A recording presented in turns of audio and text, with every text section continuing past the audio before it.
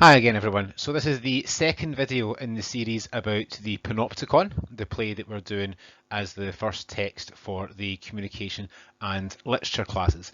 What this video is going to do is just have a quick look at the idea of the Panopticon. What is it, basically? See some examples of it and just give you basically enough of an introduction that we'll be able to have a bit of a discussion about the idea of the Panopticon and how it might interact with the characters in the play, basically, when it comes to our tutorials. So, origin of the Panopticon, then, I'm not going to read that out to you, but there is basically, that's the original text describing what a Panopticon would be. And on the left, what you can see there is an illustration of that. What you've got in the middle basically is a central, a central tower with cells going around the outside, and as it says in the little text there, that the inspectors can't be seen by the prisoners. They stay in the centre, but they can see any prisoner at any time. So it talks about this sort of invisible omnipresence, this idea that the prisoners can't ever see the guards, but they could be being seen by the guards at any time and wouldn't know whether they were or whether they weren't. That's the fundamental idea. So some prison system, a watchtower, an observation tower, something like that in the centre, that allows for the guards to observe any prisoner at any time without the prisoner knowing that they're being observed, because the prisoners can't see the guards at any point.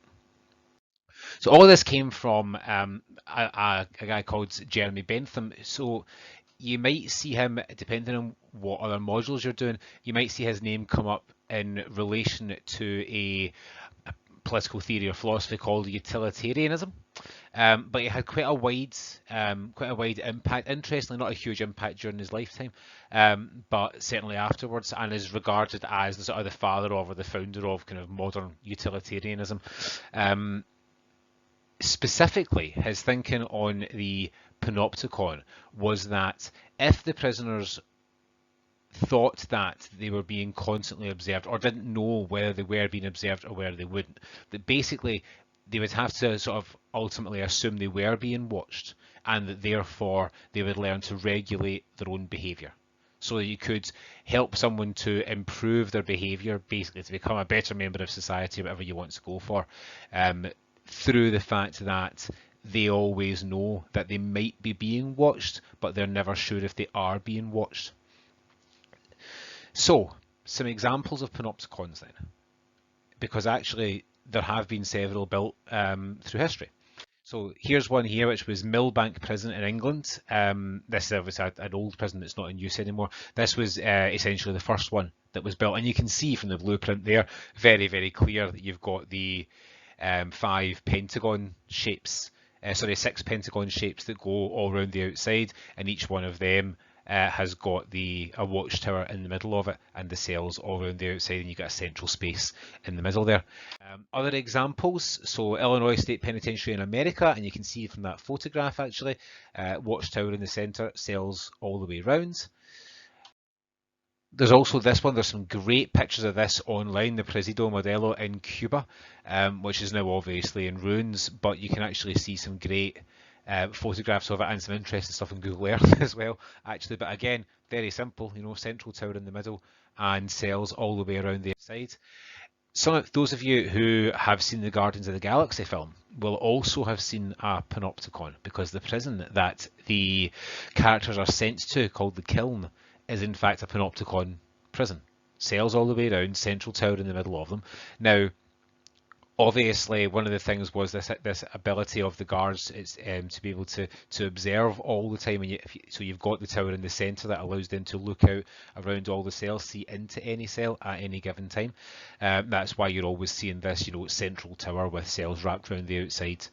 Type of idea. So different examples of panopticons, whether we talk there about the idea behind them, this idea of people regulating their own behaviour, ultimately because they're scared of being watched all the time though, and what are the implications of that.